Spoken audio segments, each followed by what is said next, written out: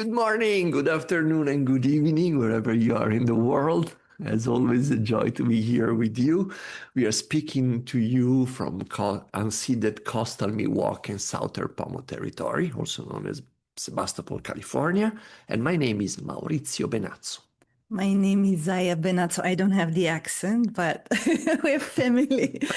Welcome, everyone. And so beautiful to be with you this morning. For us, morning for many of you is different part of the world. And to share this medicine, the medicine of Dr. Jaiya John. And it was beautiful. He asked us, like, why did you invite me? What happened? And I was just sharing the story that, one of the miracles of algorithms, when you scroll and something just hits you so deeply, and I just felt his medicine. I paused in something transformed in my heart instantaneously. And I was like, I want to learn more about the medicine that he's sharing. And what I felt was like as our world is on fire, he brings water to our world. And he, not to extinguish the fire, but to remind us what water is, and also that we are water. We are made of water. We are water. And he writes from a place of where personal healing and liberation are not two different conversations. They're not different paths. They're one and the same. And in his work, grief is a sacred territory, and he also refuses the soul to be silenced. And he has a lot of work about what happens to the soul when it's silenced. And he's written, okay, maybe I will pause here. To go on and on and on. All the parts, all the ways in which you have touched me deeply. Yeah. And maybe let's go to the formal part of the event. Let me read a short bio. And so, for people who don't know, Dr. Jaiya John. Dr. Jaiya John, Mshkiki Odeh Inini, medicine heart man, was orphan-born on ancient indigenous Anasazi and Pueblo lands in the high deserts of New Mexico. Is an ancestral Baba, a freedom worker, medicine poet, and the founder of Soul Water Rising, a global mission to eradicate oppression through rehumanization, book donation, and grants to displaced youth. Beautiful. He's the author of numerous books, including Freedom, Medicine Words to Your Brave Revolution, and Fragrance After Rain, and the creator of the podcast, I Will Read For You. Former professor of social psychology at Howard University, he holds a doctorate from UC Santa Cruz and has spoken to over 1 million people worldwide. His indigenous soul dreams of fry bread, sweet grass, bamboo in the breeze, and turtle lakes whose poetry is peace. It's such a joy and an honor to have you with us. Such a joy. Thank you. Welcome and bless you, and gratitude endless and everlasting, Maurizio and Jaiya, and Sand as a whole, and my beloved kindred human souls and non-human souls who may have also joined us, who knows. We welcome everybody. We say bienvenidos a todos. Welcome to this moment, this sacred territory, this sacred land of gathering, of communion and being together. It is my blessing and my honor and my glorious gift to be with you today. Gratitude. Very great. So grateful. And just for everyone, we will flow together into this conversation. So we want your voice. So as you hear something and you feel touched, please feel free to share in the chat, and we will have a conversation together with Dr. Jaiya. So we will be asking questions and reflecting together, but your voice is very welcome. So at any point, we can flow together. That's the invitation today. It's different than what we've done in the past, but this feels right today. So we'll not be closing the chat, and your voice is very welcome here. Yes, thank you, Zaya. The metaphor that I use in these virtual gatherings is, bless you, I see my soul sister Erin is here. Um, the metaphor I use as a poet, we cannot help. We are addicted to metaphor and analogy. And I say we use this chat function as a way to create intimacy and overcome the distance of a virtual gathering. The chat allows each of you to add your kindling to the sacred fire. So if you will just envision and imagine that we are gathered here around a sacred fire to keep us warm through the dark night of the soul, to keep us visible to one another so that we can see each other clearly and know each other and thereby honor each other. So to tend the fire, Zaya and Maurizio and I are not the only fire keepers. Each of you is a fire keeper. And by sharing what is flowing through your heart, what's flowing through your spirit and your soul, and through your memory, what is activated, sharing it into the chat passionately is your way of tending the fire and keeping the flames bright and strong. The ancestor of ours, my grandfather, Spirit Geronimo, some of you may be familiar with, when he would meet a stranger on the open road, he had one question only. He knew that the answer to this question would inform him as to whether this stranger was a friend or a foe and what their purpose together was in the moment. And his question was simply, what is in your heart? So when we take this opportunity to gather together today from around the world, we have one question that needs answering, and that is, what is in our hearts? And we answer that question by utilizing the chat as your voice, as your revolutionary roar and song and weeping is all of your expression. And so we're going to utilize the technology to our benefit in this way, rather than sitting silent like passive baby birds in the nest waiting to be fed. Anger, Victoria, bring it to the chat. Yes. If we are human, then we have human emotions. All emotions, therefore, are human and belong. Welcome, Jero and Bernice. Open hearing. Welcome, welcome, Annie, everybody. I actually want to be very, let's go with the anger, because last week we had a community conversation around silencing, the architecture of silencing around abuse in spiritual communities. And of course, it brought a lot of anger and rage. And in spiritual circles, very often anger can be suppressed, can be labeled, can be like trying to be tempered. And I felt we got letters of women saying, I want to reclaim my anger. There is a life force. There is medicine in anger. So I wonder if we can touch on that and how. Thank you, Zaya. Bless you. I was present for your conversation last week in the architecture of silence. And as I was sitting there in the energy, the collective energy of it all, I felt the multiplicity of emotions that everybody was feeling. I could empathically, of course, take that in. We all can. And so I very much feel as you do that it is more than appropriate for us to even begin by directing ourselves toward this aspect of our human experience, because when we speak of a sacred remembering in a time of war, there's so much that comes with that, and hopefully we'll have a chance to really digest some of those aspects. But certainly one of the things to be remembered sacredly is our anger and our rage.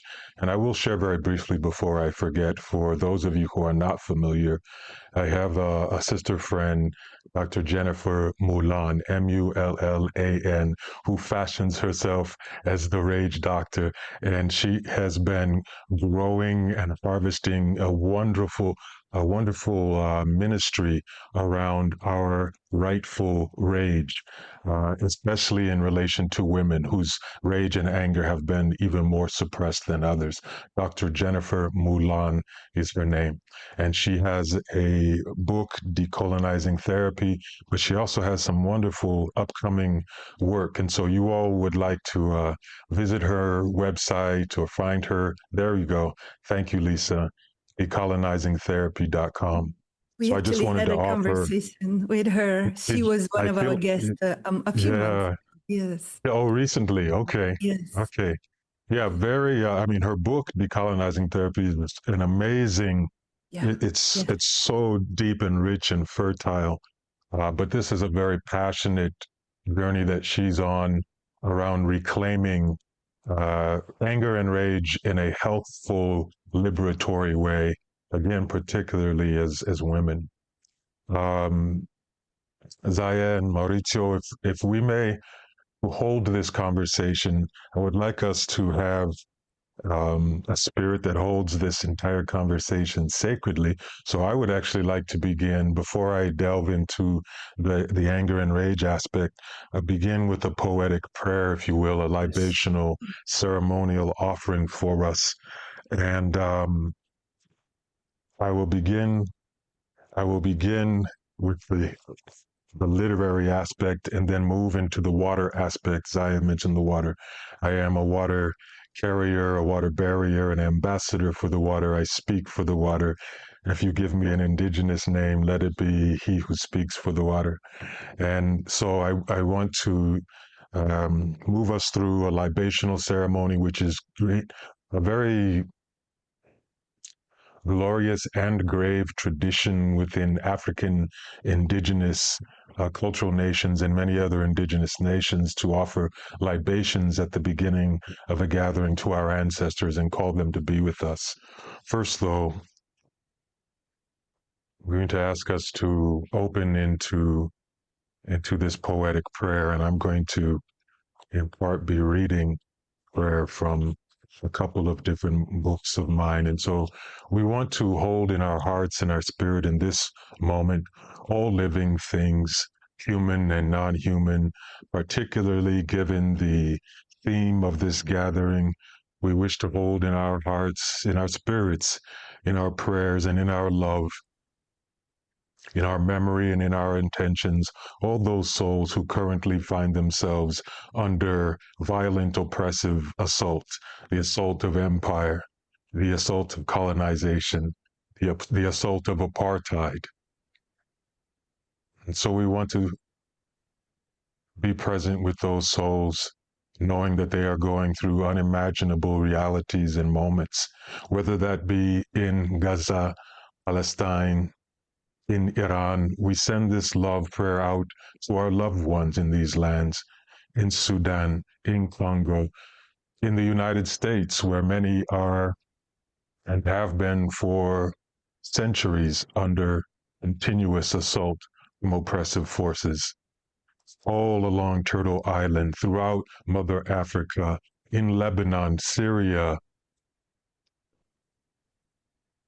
Asia, Europe. There are unfortunately very few places in 2026 that are not currently or have not recently been under this devastating assault. And so, family, we gather for Armenia, we gather for the people of all lands and all living things, the people of Ukraine. This is a moment of sanctity. This is a moment of sanctuary and an offering. And we want to say, let us see how deeply we can hold each other today. These first words are from We Birth Freedom at Dawn. Let us see how deeply we can hold each other today in all our suffering and joy and empathy, in the decidedness of action, in the bread of servitude, in the chapel of our tears and sanctuary of our sacrifice. May we fortify the temple and shrine and mosque of our mercy. May we declare bankrupt the merchanting of violence and the obsolescence of oppression. Our mourning offers itself to us as miracle, that we may dare a new world. Our morning sunrise offers itself to us as a clarified canvas for change. We will not choose massacre as our God, not anywhere that it flares. Behold our love eruption. You and I, we are settling the bills of our ancestors. The toll is terrible. Our endowment is of might and mountains. They have left us their centuries of grace. Huddle now by the fire. Hold each other close. Let us see how preciously we can exist today in the demanding sunlight of the beauty way. Let us see how preciously we can hold each other today, not just here in this gathering, here on earth, here in creation. And our prayer continues in wildflowers praying at midnight. This passage is titled When Your World Has Been Burned, Bombed, Bulleted. And we, you and I, brothers and sisters, we who are gathered here, we say, it hurts in your body where your bedroom was. We hold you there. To those sweet souls under assault, it hurts in your body where the old house stood just yesterday. We hold you there.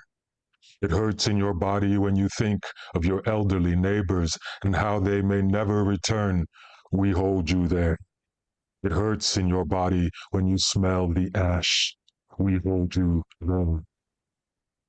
It hurts in your body when others go on living as though their entire world did not just take to the sky on embers. We hold you there. It hurts in your body when you think anything at all. We hold you there. It hurts in your body when you realize you have nowhere to go. We hold you there. It hurts in your body when you breathe. We hold you there.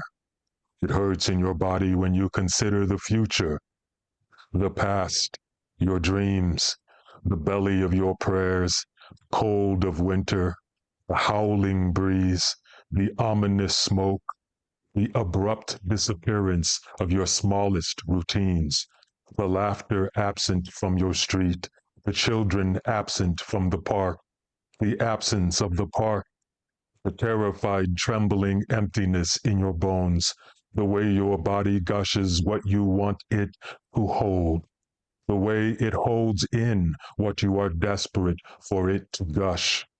The many souls who do not know what to say to you or do for you, the way you no longer trust the ground or hills or wind or water or expectations or habits. This strange, utter, aching desire to be shown that you and yours and all of this will be okay. We hold you there. We hold you there. We hold you there. Ashe, Ho, Amen. It is so everlasting. Mm. Wow. Wow.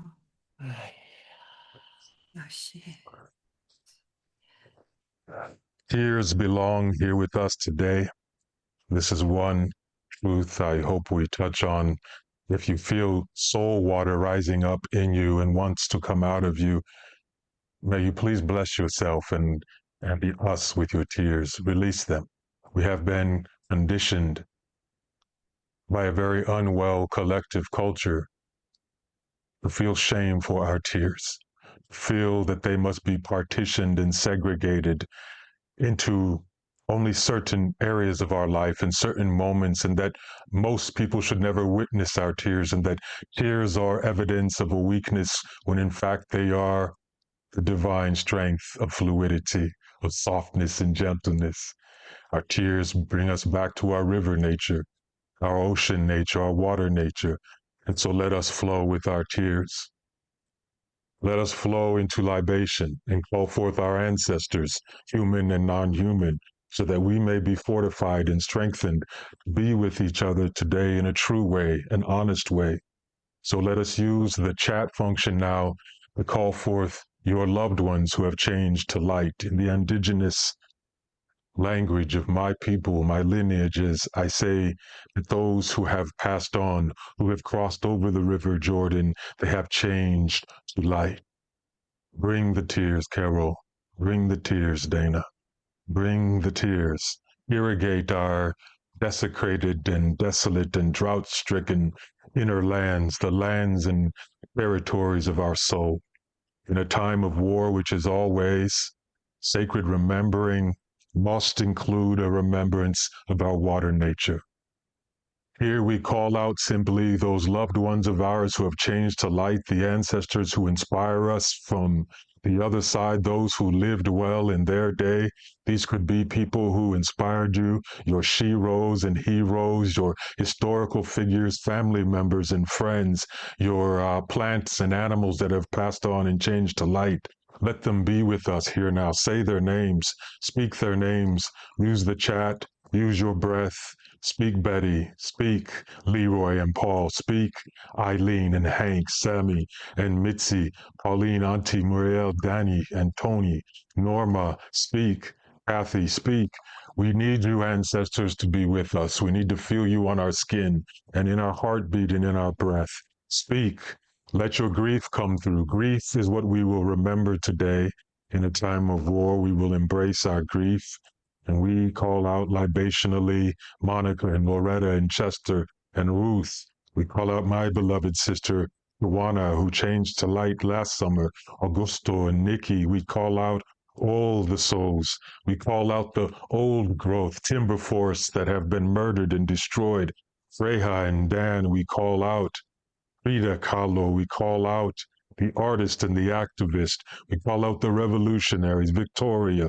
We call out Liberto and Marizia, Larry Ward and Dale. We call out those artists and activists and passionate revolutionaries, those who held your secrets well, those who held you well, those who listened when you needed to speak, those who saw you when you needed to be seen, those who verified and affirmed you. We libation you to be with us in this.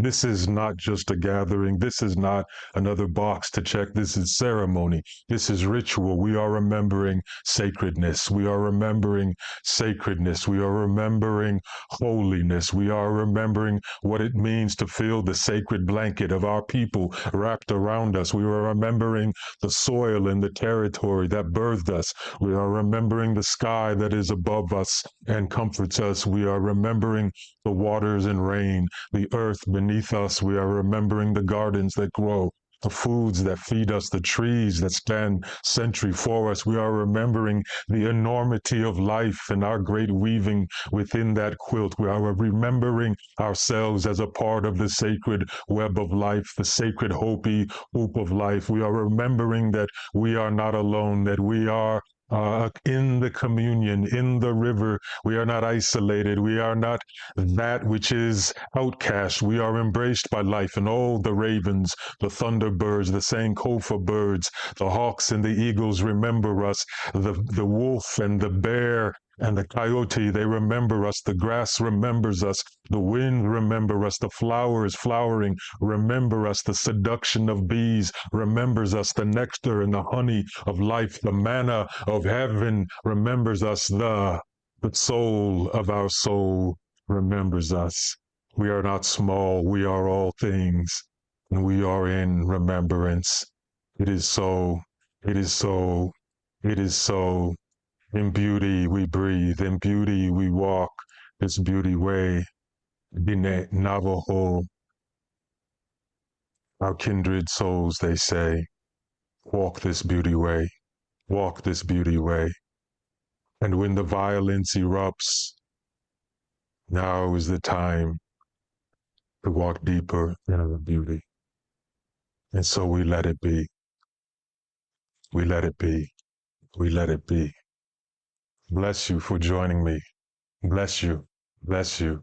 Bless you for joining the we. Ashe, ashe, ashe, ashe, ashe, ashe, ashe.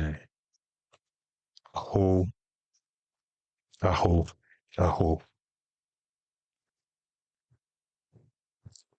Jaiya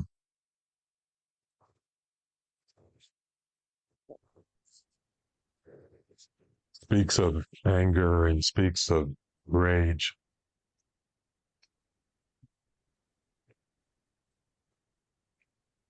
It is the indigenous way to understand that Creator has designed us with the most loving and considerate intention, which is to say that anything that a human experiences within the human beingness has a purpose, has a role and a duty in the servitude of being human and being alive.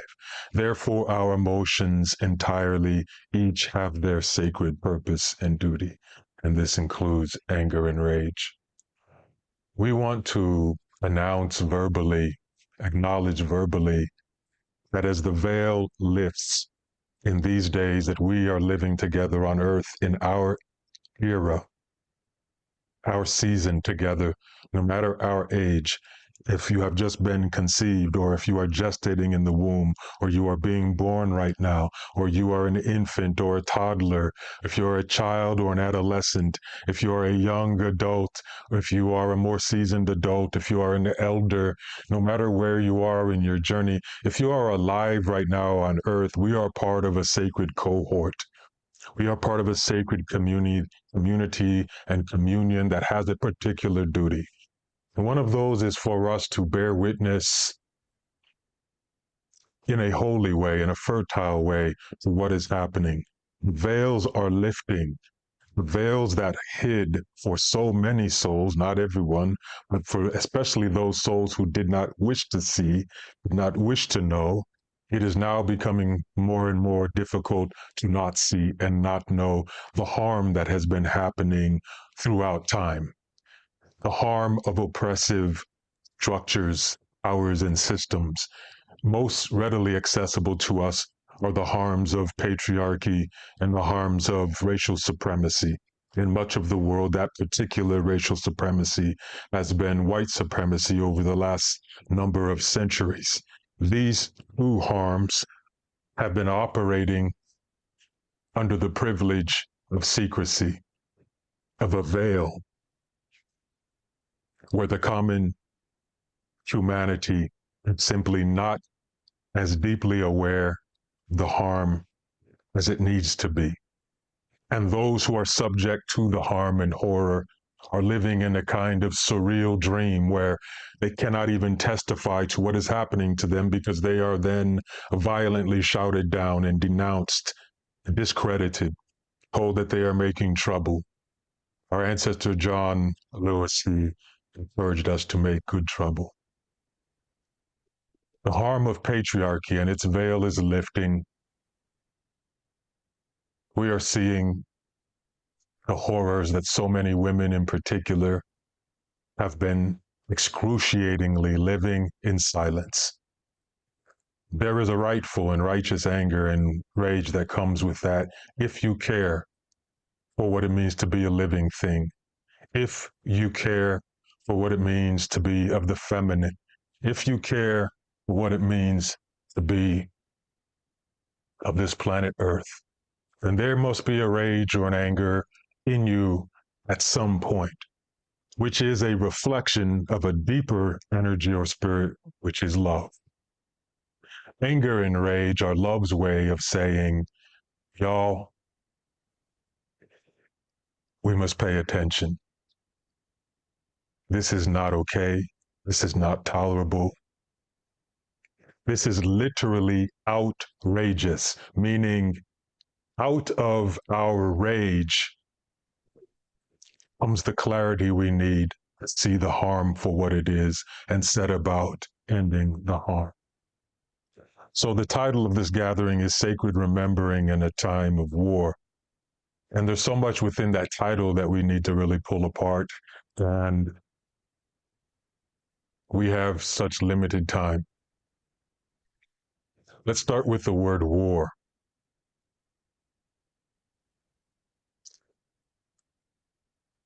And I shared this with Lisa in the weeks leading up to today, that the word to me is a problematic word.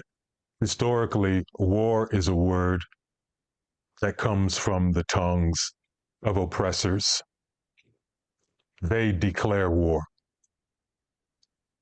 And they have trained us in a colonizing way over centuries to understand war as a thing that happens between equal powers over a disagreement. War is something that is declared by a power in order to protect its people. This is the narrative. This is the sales pitch. This is the PR. We declare war. We declare war. We declare war. For the United States, as a society, we need to reckon with the truth that this society has actually never not been at war. In fact, this society has been a machinery that has depended upon war to perpetuate itself. And so if you look historically, go ahead and do your research, you will see that this society as we know it has never not been at war.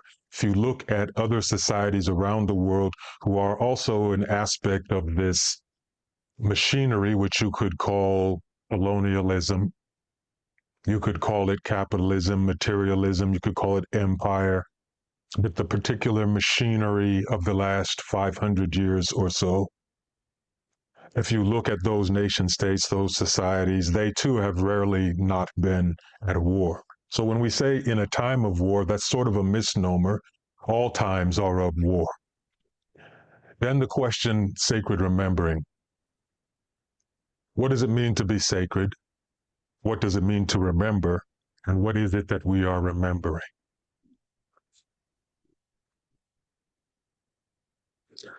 Jaiya has brought to our attention that one of the sacred rememberings is that it is necessary for us to honor the holistic totality of our emotions. And this includes anger and rage. And so we must remember our emotional nature. We must remember our river or water nature, that which includes our grief and our tears. We must remember our ancestral nature, that we are not isolated individuals. We are water that is the continuation of a long-running river. We are the splendor of waterfall and lagoon and stream and creek and brook and pond and lake and ocean. We come from ocean, we return to ocean. We come from sky, we return to sky. We condense and fall as rain, and we supple the earth for things to grow. And then we are breathed out on the hot breath of earth back into the evaporative atmosphere. We are cyclical, and we must remember this. We are cyclical, we are circular. And so in a time of war, we must remember this, that we are not individuals in a hyper-individualistic culture which cares for us to exist in a state of desperate isolation and aloneness and loneliness, because that which is in desperation will not activate its greatness, will not activate its warriorhood, will not activate its divine intelligence, will not figure its way out of the trap of perpetual war, violence. You and I have come here today, and I would like, I feel, to pause at this moment so that we can breathe and reflect on what it means for us to gather. And to help us with this reflection, I would like to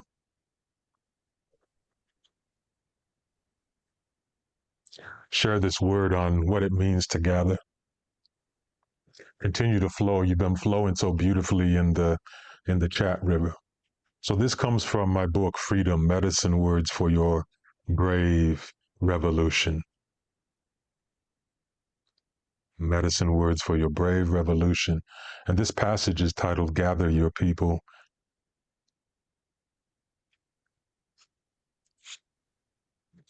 Your choice to be here today has consequences. And I just would like us to reflect on what those may be.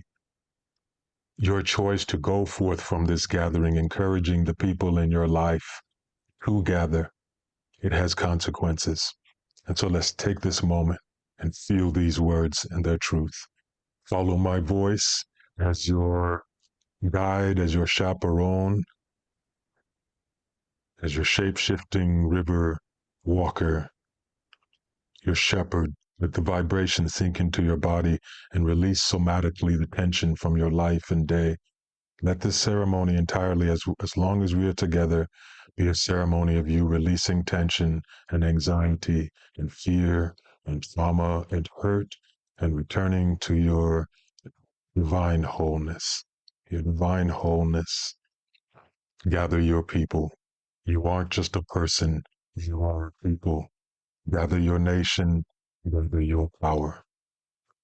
Oppressive cultures discourage community gatherings and spaces. They know gathering is a blood soul flow and breath. Without gathering, the organ that is a people dies.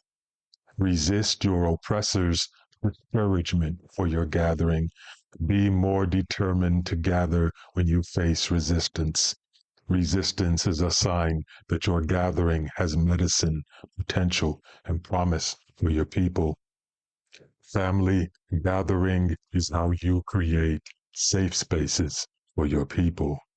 Gather in the spaces and moments conventional, oppressive life offers, but make sure to gather in all the ways that wild things do. Gather at midnight by singing brooks, casting moonlight. Gather in the territory of wolves.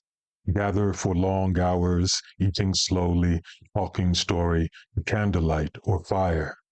Gather in response to tragedy as an offering for grief. Gather in person or in spirit at a distance. Reject authoritative, soulless, task-obsessed gathering. Think staff meetings. Think soulless conferences. Think anything that is just feeling to you like it's a checking of a box without any soulful intent to it. Reject it all. This is not gathering. It is mass dying. If your gathering has no soul, it is mass dying. It is robotic repetition. It is conformity. It is peer pressure. It is habit without root, tradition without spirit. It is a wandering in the wilderness with no outcome, no fertility, no garden after. So always gather with soul. Gather as lovers. Feel these words. Gather as lovers. Bring all your tears. Bring your grass baskets filled with ancestral seeds of testimony. We need new gardens. Bring the sacred smoke of your hope and prayers. Bring your entire harvest of wisdom and pain. Bring the fruit of your true soul labor. Invite the doulas, birthers of life and vitality. Bring the elders, bring them to the center of the circle. Arrange for the children to sit near their grandparents. We are gathering for our generations to touch each other. They need the scent of seasons. Gather in trees, on mountains, deep in the heart of valleys. Gather in twos, dozens, hundreds, thousands, millions. Gather in silence and in song. Gather like lightning bugs, blister night sky in brilliance.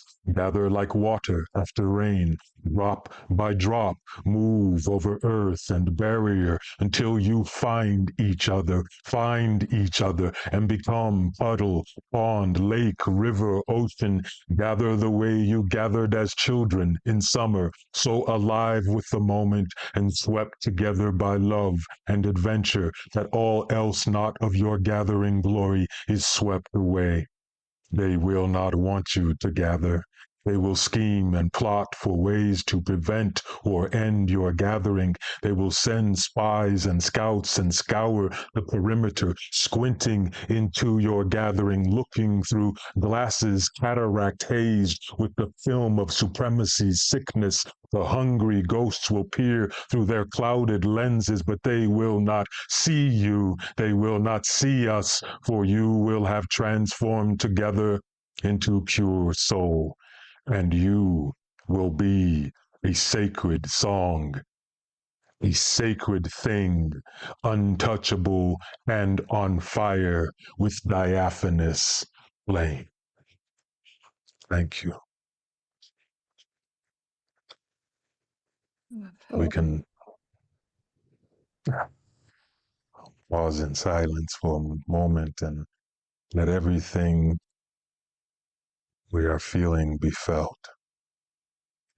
Let it crystallize.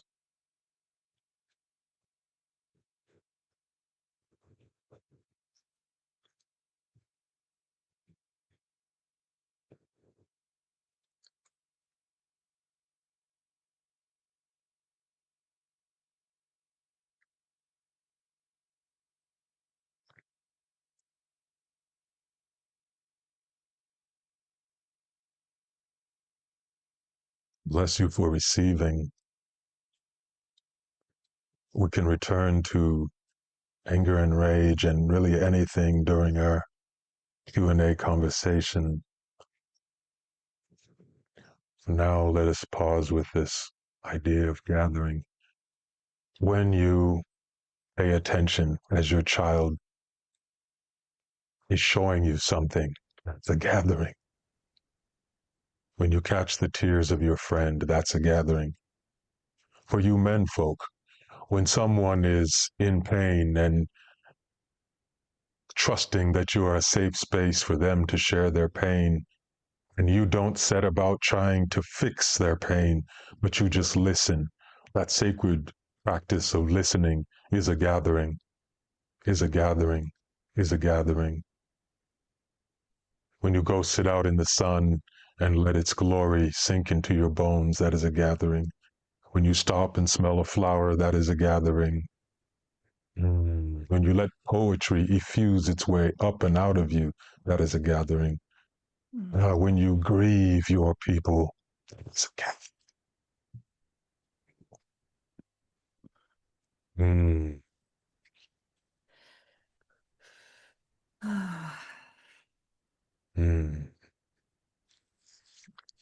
Jaiya and Maurizio, I would like to defer to the two of you. What is on your heart at this moment for us?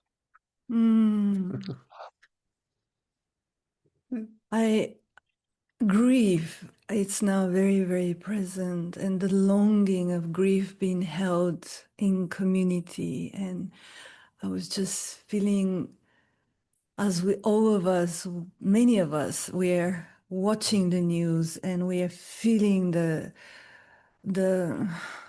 brutality of the empire just keeping perpetuating the same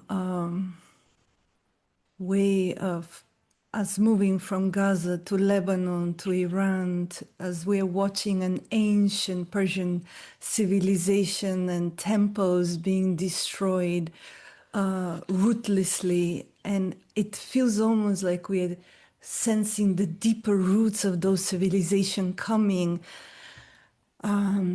So when you were, the way you were inviting the remembering, it just struck me that there's something about, you know, that we have to keep looking at that violence and brutality, but the language of poetry allows us, that is the language of soul, allows us to grieve while we're seeing that, not to suppress, not to numb. Because when I read the news, I numb, my heart closes, and I feel alone and isolated. And something you did right here that is still very deep, I don't even have words, that allow that grief to drop deeper, not to surface, so I can write about it, but just to feel deeper. So I'm sensing all of this, the And one more piece I will add about war, and I love how you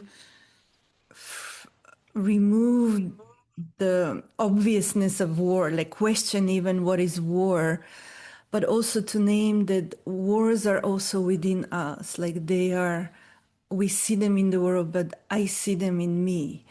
And how is it to not, how is it to be with these streams of wars within and out that without numbing? So all of this is very much alive in this moment for me. Bless you. Bless you.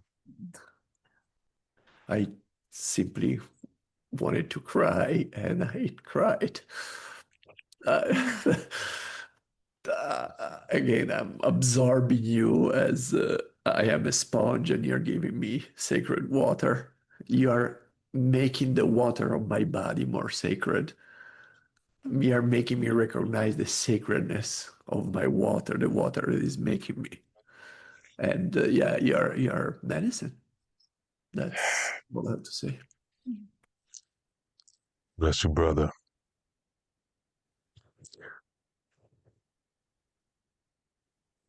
This is what the two of you bring to my spirit.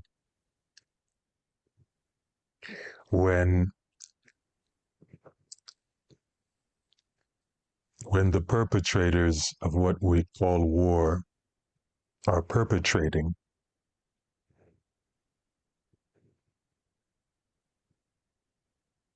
what they want from us, whether we are their explicit target or we are the so-called bystander in the world, they want for us to close, not open, to shrink, not expand, to go and hide in the cellar or in the basement and shiver in terror, to cover up and to escape. When the bombs fall anywhere in the world, those who drop the bombs want the entire world to hide, because this allows them the spaciousness to perpetuate war, perpetuate the violence. And so we must consider this, what the program of war is and how it wishes for us to respond as living things. It does not want us big, it wants us small. It does not want us dilated, it wants us constricted, because a dilated thing gives birth. And what it gives birth to most of all is freedom. When the plant flower succumbs to the seduction of sunlight, it opens. And by opening, it releases its pollen and nectar. It continues life. That which seeks to end life does not desire a flower to open, to bloom, nor does it desire a human being to open and bloom. That which perpetuates war, that spirit, that structure, that system, those individuals, they wish for us to constrict, because in our constriction, we contribute to the atmosphere that fertilizes war. War feasts on an atmosphere and an environment of infertility. That which is constricted not allow the ovum of liberation to travel the fallopian tube of liberation, to enter the uterus of liberation, to gestate and ultimately be born. So constrict, constrict, constrict, constrict. Constrict our kinship and our relationship with one another. Constrict the flow of our natural organic grief. Do not let the tears come. Do not let the people feel. Numb the people. The opioid of a warmonger is numbness and comfort. And we are comfort addicts.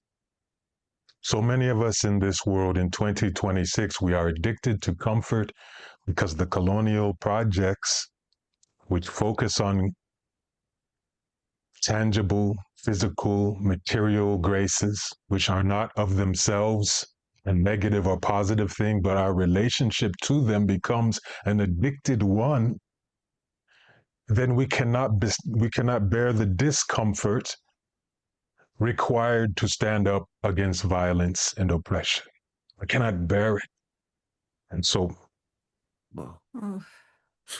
I'm thinking in my mind, particularly in the 1930s in Germany as a society. What did those who perpetuated violence at that time want for the citizens to do? How did they wish for them to be? In what condition did they need them? They needed them shivering and hiding in their cellars and basements. The greatest threat to the violence is a dilated, flowing, living thing. This goes also back to Jaiya's words. Too often we understand war to be a military thing. It is not. War is a condition of the soul that manifests military outcomes. When a society goes to sleep for too long, the society itself becomes a petri dish with the ingredients necessary for the alchemy of war to grow.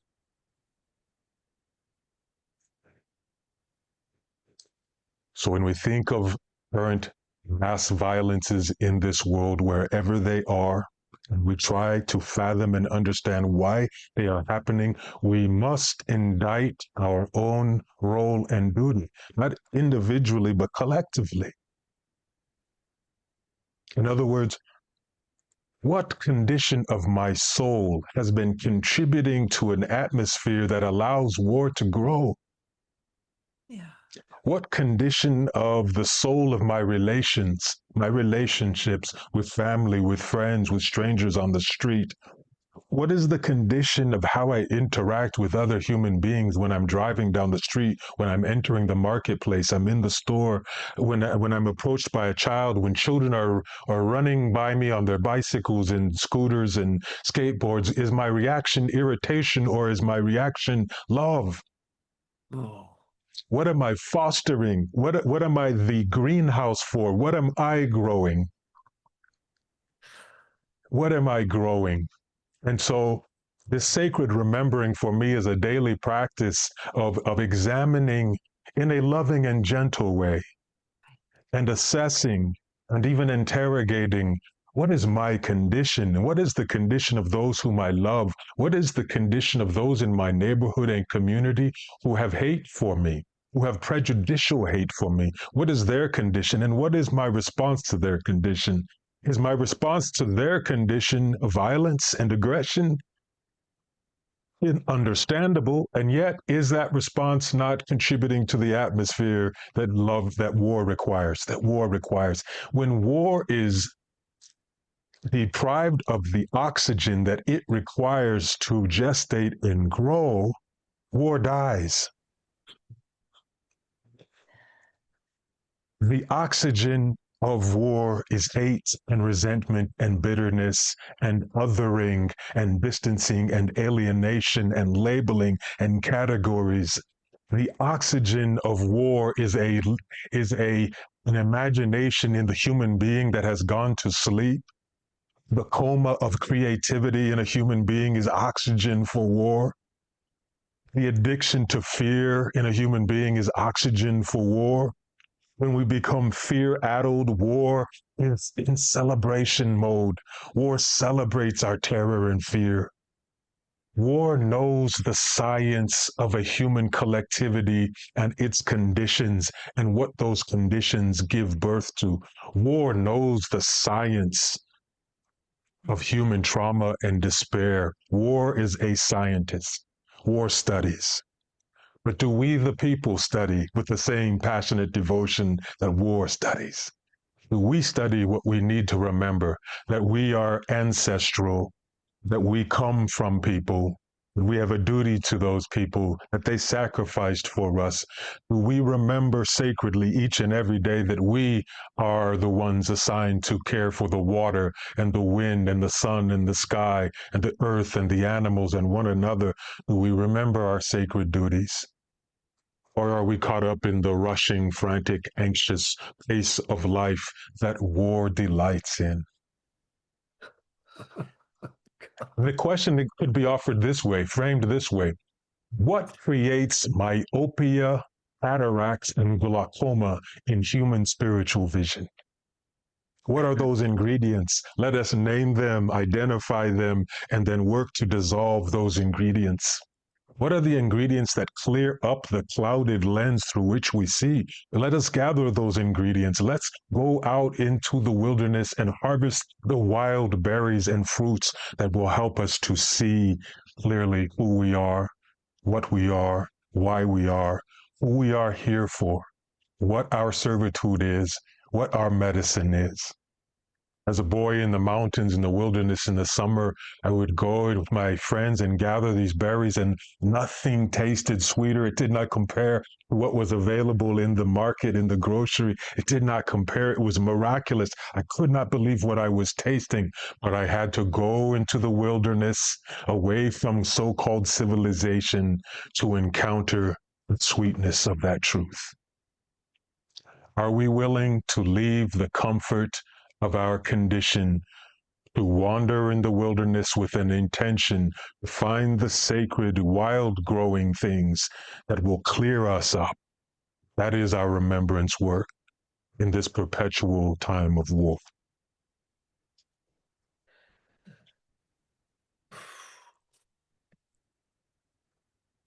Jaiya,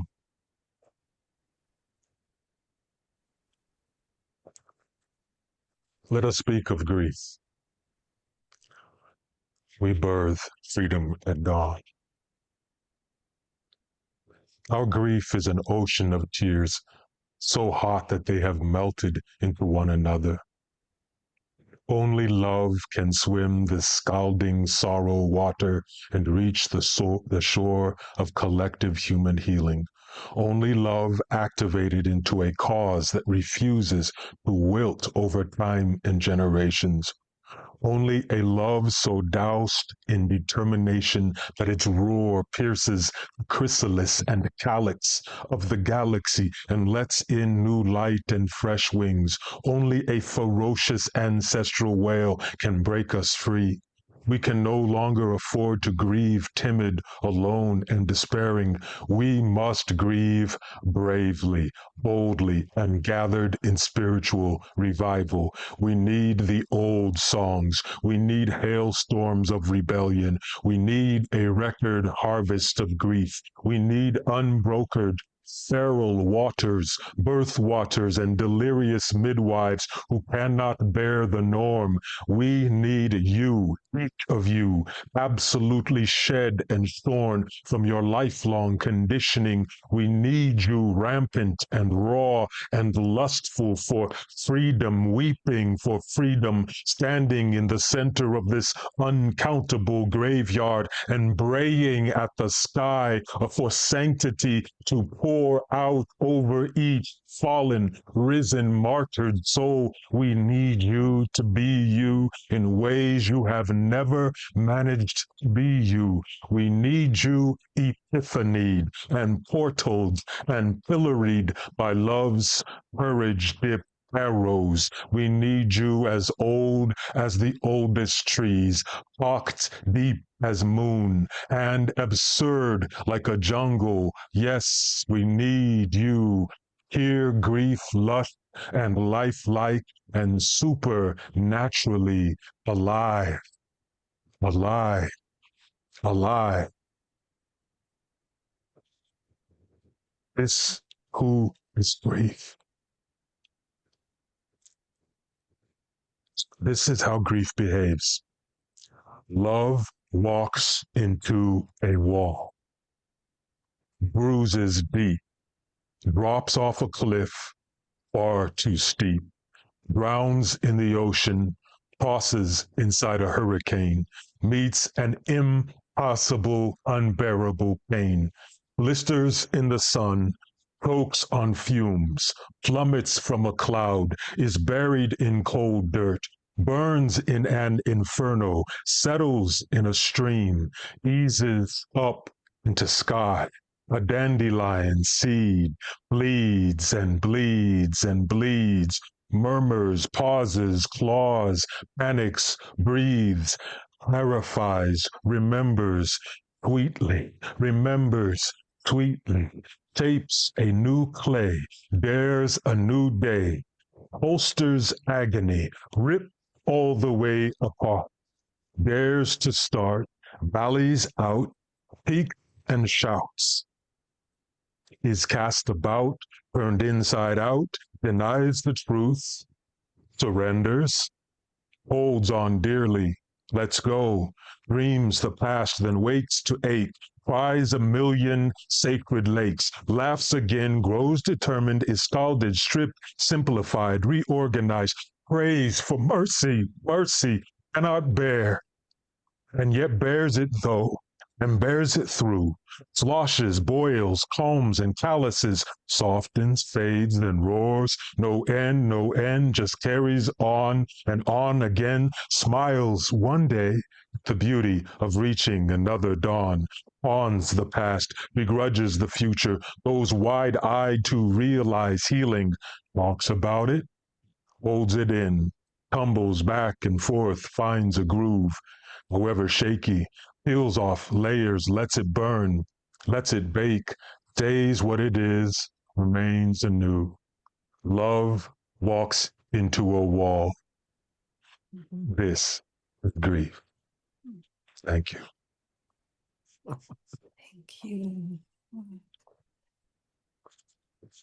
Ah. I wonder if we can speak about your work. You wrote personalized passages for each martyred poet in Gaza and in Palestine. What was that journey for you? And in general, what is poets' responsibility when systems, platforms, empires, indoctrination does anything to silence the soul? It tells us which words are allowed and which words are not allowed to be used, which grief is allowed to be named and which grief cannot be named. Mm, If you can share something about your journey with writing so powerfully. Bless you, Zaya. You just wove a beautiful tapestry of how oppression operates and how resistance operates. You know, oppression says you cannot do this, and we allow you to do that. And resistance says, I will do what I am moved to do. Oppression is desperate for us to be in silence. Resistance says, I roar, I sing, I cry, I dance, I chant, I incant, I summon, I resist. My soul sister Sonali gathered several artist souls a couple of years ago to read to honor and recite the Gaza monologues, which are really poems by young people in Gaza well before 2 years ago. In these poems, the young people were describing what it was like for them to live under apartheid as young people. And so the Gaza monologues have traveled the world and been recited by so many in many nations since they were first given birth to by these brave young souls. And so Sonali, she asked me if I would birth a poem for the evening, and that's where the poem for the martyred souls, artists and poets of Gaza and Palestine came from. For me, what I did was I just opened myself empathically to those martyred souls, to their families and loved ones, to the land, to the olive trees, to the sky and waters, to the decimation and to the glory. The glory of the people. And I opened myself and let just the tears come through. Maurizio just grieved. I let myself just weep and gush and gush and gush. And that out came a poem. And um, that became the honoring and the testimony for those martyred souls. And it lives now on my YouTube, in my YouTube garden. Um, you can hear me recite it. As you ask about this, Zaya, what it brings me back to is that I was born an orphan in the desert, and my strategy for surviving in this Black Indigenous body in a place like that as an orphan, my strategy was to silence myself. As a child, I reasoned that if I did not speak, people may not notice me. Because when they did notice me, the way in which they noticed me was devastating to me. The way they looked at me, the energy that came from them to me as a child obliterated me. It harmed me. It decimated me. It destroyed me. And so my strategy, although ultimately a self-harmful one, was to go mute. And I spent my first 2 decades in this world uh, virtually mute, not speaking, to the point that when I did speak, it would shock me because it felt as though I was hearing someone else's voice. I was not familiar with my own voice. So you speak now about what it means for oppression as a spirit, as a system, as a society, as a government, as an administration, as a force, as a supremacy, as a caste system, as an apartheid, as an empire.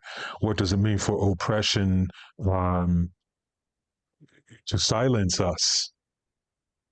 What are the implications of that, and what are the ways out of that? I had to learn on a personal level that if I, as a soul, as a living thing, do not speak, then I die. I spent 20 plus years dying. I was in a process of dying, not living, not healing. Zaya, a small woman, saved my life. I've told this story many times. She came to my campus.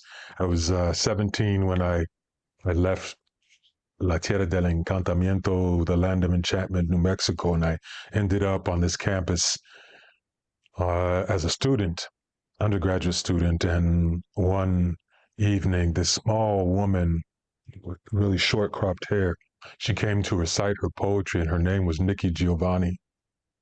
And the way that she expressed her love for herself as a woman, as a Black woman, and as a human being, it broke me open. All the dams I had constructed to protect myself, but that were killing me, they broke open that night because I had witnessed, for the first time in my life, a ferocity of self-love and collective love. And it was through poetry that it was delivered, exemplified, and staged. And so that is the night that I was born as a poet. That is also the night that I was born as a healing thing. I stepped back from the precipice of the abyss of dying, of leaving this earth because the pain was too much. And I began to discover the power not only of poetry, but of artistry, of expression of the soul.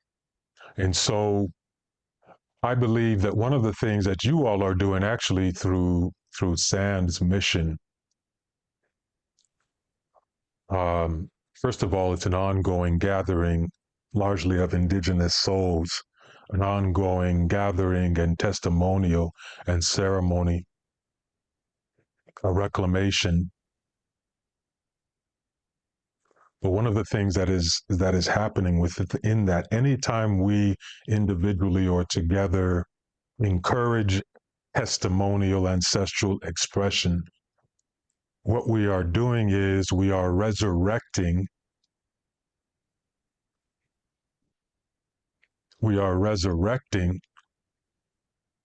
the full vitality of life within human beings. Now, other living things, they're okay, relatively speaking, compared to us. They are alive. They know how to be alive. Centuries and centuries and centuries of being silenced by oppressive forces have created in us a humanity that has a really hard time being all the way alive. Many of us walk through life with a pronounced timidity, a traumatized meekness, not a spiritual meekness, but a traumatized meekness, a half-stepping, frightened to death, beaten down performance of what we think it means to be alive, which is mostly just checking boxes and checking in for work and checking out for work and following a clock and following these soulless rituals and routines.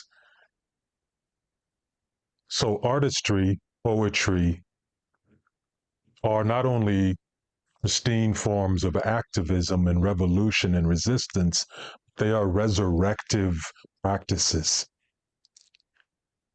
When you and I take a breath, we are reviving the soul and the body, but also our relations, our kinship with all living things. When our heart beats, there is a resurrection and a revival. So is true for poetry. And I personally, to respond back to your question, your inquiry, I had to learn along the journey of years what it meant for me to resurrect myself. I had buried myself inside of years and seasons and many moons of silence, trying to disappear, which was, of course, a ludicrous proposition given the way my physical body is related to in a white supremacist society and, to many degrees, humanity as the viral pathology of white supremacy has, of course, spread across the world because we are very contagious and infectious as human beings. Part of our strength is that we are social beings. Part of our vulnerability is that we are social beings. And so we infect each other with our own condition. This can be a beneficial infection if our condition is well. And of course, it can be a devastating infection if our condition is not well. There are other forms of supremacy that have been, in a very pandemic way, destroying us around the world. And that's a whole nother conversation. But what artistry does, what poetry does, what creativity does, is it is a great yawning announcement from life itself that I exist. Life, am here. I am here. And I am alive. I am not life as death. I am not life as a zombie state, as a coma state. I am life as life. And every time we wade in the water of our creative announcement, proclamation of our aliveness, we nourish and irrigate not only our own beingness, but the beingness of all others, whether they like it or not. Many folks choose to live as zombies and in a coma. They want that because the addiction is too strong and they're terrified to be free. Sometimes the last person who wants freedom is a slave. But when you as an artist, which means that you as an alive human being, choose to express yourself rooted in love, not hate, but rooted in love, which is the chorus of life, that expression has a way of reviving and resuscitating and resurrecting even that which wishes to be dead. So that's been my journey. As every day learning more and more about the power and potency of this medicine we call poetry and creativity and artistry. And I would say that in this month, this international month of the woman, of womanhood, we say History Month, which is often feels superficial and surface to me, but we're really talking about Can we be in ceremony for a moment, honoring womanhood, learning from womanhood, learning what womanhood really is, and learning how woven it is into all of our design? No matter how we identify, the feminine is us. And so, and we pause and understand that if creativity, artistry, poetry, which is literally the summoning of song from the soul world and dimension out into the tangible, mundane world, if that is a potency and a fertility and a vibrancy, then it lives to an extraordinary degree within womanhood, because womanhood is by definition creativity, artistry, poetry. It is the summoning of lifefulness from even dead ground. And I feel that, beyond this month of March, the prayer is that we continue to understand that what is happening in terms of the specific harm to women and girls. I come from indigenous country, indigenous land, so the murdering of indigenous girls and women, which is something that is not even statistically formally accounted for by our own government, is a reflection of the way in which we have been derelict in our duty to honor the artistry of being alive as it pertains to girls and women. There is an artistry in boys and men that has been harmed by the way we have raised, trained, and conditioned boys and men into their idea of manhood and masculinity. It has destroyed the capacity of many boys and men to tap into their creativity and artistry in a loving, creative way, which then innately, intrinsically honors and repairs the relationship with the feminine. And I hope this makes sense because I'm speaking in the circularity of poetry and the circularity of indigenous understanding of life. And I'll pause there. Mm. So beautiful. And I'm just hesitant whether I want to follow a thread here, but we are also 7 minutes before the ending of this linear time. We will continue dancing with the circular.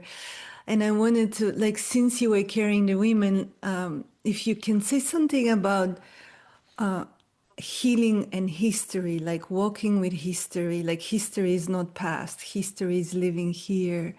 And it takes me back to Europe, to the church killing 6 million women because they were witches, they were the wise one, they were the one that had the relationship with earth, with nature, and how that history has been perpetuated for so long. And so something around reckoning with history and how this is part of perhaps of our healing, of our collective healing. Bless you, Jaiya. When I was a professor at Howard University, in my office on my wall, I had a large framed glass encased print of our ancestor El Hajj Malik El Shabazz, also known as Malcolm X. And one of the thoughts of his, one of the testimonies of his that has held up to historical time is the idea that out of all of our studies, history is most qualified or best qualified to reward our research. Out of all of our studies, history is most qualified to reward our research. And it was his way of saying that if we do not take history seriously, of course, we are doomed to repeat it. And we see that we repeat it over and over and over.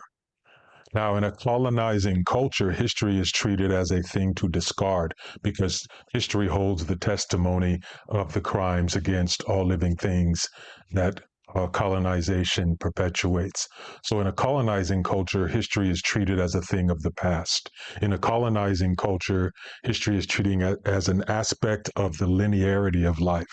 In an indigenous way, we think of all of life and time as a sacred hoop. I'm speaking for the Hopi nation, my Hopi kin now, and I say, you see this turtle behind me on the wall. This is Turtle Island. You see the circularity of the turtle's shell. You see in the hand drum, which also comes from my native lands. This too is Hopi. And this hand drum, this represents our created world.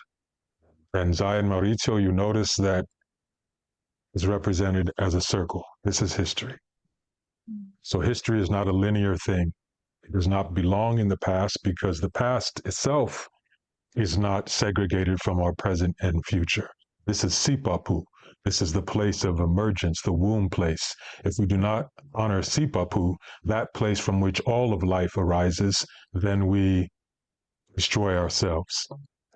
So we are not honoring Sipapu because we have not remembered what it means to honor womanhood and the feminine, which is also Sipapu.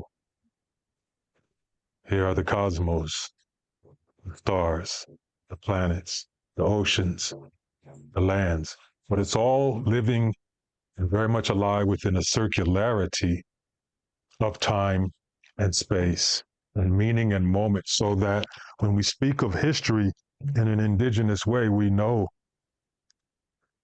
that what has been done to women in the past, of course it is being done to women now, not inevitably, but because we have not honored and treated that which has happened in the past. We have chosen to bury the history of burning women at the stake and cutting off the hair of women and banishing women to the woods and silencing women and mutilating the bodies of women and dictating the lives of women and preventing them from reading and writing and engaging in bringing their harvest to market and selling and sustaining themselves and their families. All of these throughout time is a failure on our part to root ourselves in history as it lives today, only because it is a reverberation or echo of history as it lived in the past, and we never touched it. We never cared for that garden, that history, out of shame, out of guilt, out of fear, and out of the design of what oppression is. Oppression will never ever take care of the garden that is the past. Therefore, oppression will never take care of the garden that is the present, and it will completely fail the garden that is the future. And the new generations coming into the world are beginning to have a certain attunement to our failure to address these truths and these harms. Each generation is becoming more sensitive to what harm is and less tolerant of that harm. So our children now are indicting us and convicting us, condemning us. The only reason they don't crucify us is because love is still so vibrant within them. But what we have done in terms of being derelict in our duty to harm with women, girls, to the feminine, to children, to really all of us, is a crime against humanity beyond any crime against humanity. And it lives in the present as an echo from the past, as a trembling that heralds the future. And so for me, I just care on a personal level every day to stay in touch with the history of our human harm. How has that journey been in terms of the way we relate to girls and women, going back centuries, going back millennia? I care to be in that garden. I care to be in that garden, reaping and weeping and just letting myself die over and over again in grief, so that something new can grow up from that dying. The composting of history is something we have forgotten the skill for. There is a composting, a sacred practice of taking all that has ever been and touching it like we touch the soil and smelling it and knowing what it needs from us. We are ancestors right now. Right now, in the circularity of time, we are ancestors, and in many ways, we are ancestors failing ancestors striving, ancestors triumphing, all within the same circularity. They're the choices to which we choose to devote ourselves. We can devote ourselves to denial and fleeing and escapism and blaming others. We can choose to resent people for pointing out privileges and entitlements that we enjoy. We can continue this practice of placing everyone in a siloed box of identity and failing to touch the root of our suffering. We live now as a cohort on Earth, and we all carry the same duty. And of course, depending upon our lineage and our identity, some of us are more or less comfortable with reckoning with this history of oppressive harm. Some of us have more of a language for it, a fluency in it. But we are the cohort. As there is no other cohort. It's us. This is our time. And this is what we are here to remember. From Turtle Island to Mother Africa and beyond, back to the black rocks steaming and cooling at the dawn of creation, forward to what comes. We must imagine it, envision it, touch it all, be touched by it all, and humble ourselves with great remembering and great reckoning. The passion of a warrior is not to engage in war, it's to engage in healing and holding space for well-being. A warrior is not a one addicted to violence, but addicted to well-being, addicted to life, addicted to standing sentry like the old growth trees for the people. And our stories, we must discern our sacred stories from our false, harmful stories. We must sift them like flour and arrive at that which we're going to put back in the ground to grow our grief into the glory of well-being. And we take the water, and we take the sun, which is fire, and we take the land, which is earth. And we take these heartbeats, these sacred drums, and we take this sacred breath, and we hold it all in ceremony each and every day, personally and together. And we hold it all as prayer. And we send it aloft as prayer. And let us be intentional. We have learned to be intentional about making money inside of a material machinery. So wake and live every single day being intentional about how do I pay the bills? How do I pay the bills? How do I put food on the table? How do I keep a roof over our heads? This is the desperation that is designed into us. Spiritually, we are also designed, though, for an intentionality for what it means to be fully alive. And to serve our role in the sacred web of life. And to take all of our grief and anger and rage, all of our fear, all of our emotions and energy, all of our love, our nervous system, our muscularity, our mentality, take it all, our bones and our blood, take it all and hold it intentionally in service of this life, this cathedral, this great, miraculous proposition, this chemistry, this symbiosis, this mycelial dance and song that is ever rippling through the cosmos. Can we intentionally hold it and garden it personally and together every day? That is the practice. And what an honor it is to be alive and able to participate in the practice. It is so. Yeah. So much. May we so much. My heart feels so full.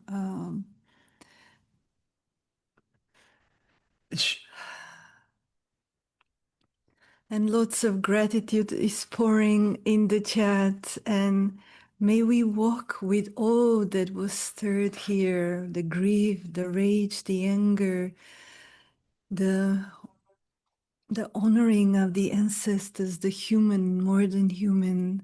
So much wisdom you shared with us, so much beauty and truth telling. I just feel deeply nourished, and may this medicine continue to live through our hearts. This is a medicine for this time. This is a medicine for our world. There is something I need. There is a poem, I think there is a poem that I heard yesterday from you about the many river, and you choose, I'm not saying it. You chose love. All I these know, I rivers. didn't want to say it, but I think it will be the perfect closing Yes, Mauricio. in my partial point of view from this angle of the universe. Yeah. Thank you. And sorry for keeping you longer than expected. No. This is from the book All These Rivers, and you chose love. And so I guess you could say this poem is the titular poem in a way. For you all who are with us, thank you for being here and for receiving these soul waters, all of this medicine. I send you so much love. And we end with these words. This thing you call your life, it is a living thing, made of spirit and bone, suppleness, softness, and severity. Notice the music of it, the air between notes, the silence in the breath of the melody. If you do not sing your song, it will not be alive. All living things are made of song and hunger for song. If you do not harvest your sorrows and make bread, your sorrows will make mountains and bury you. If you play games with truth, truth will swallow you. Truth does not play. Undress right here, right now. You have been taught to perform. Now is the time for you to touch your suffering and feel into your own unique authenticity. Do not look left or right. They are not you. Look into your soul.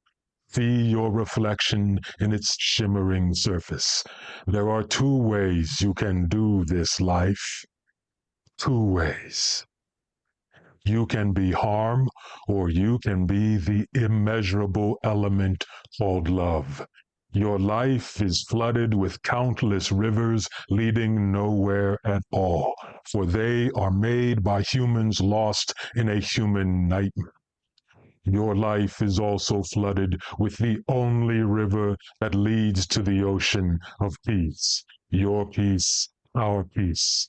Maybe now is the time to stand on something towering high in the sky and look out over the landscape of your entire life.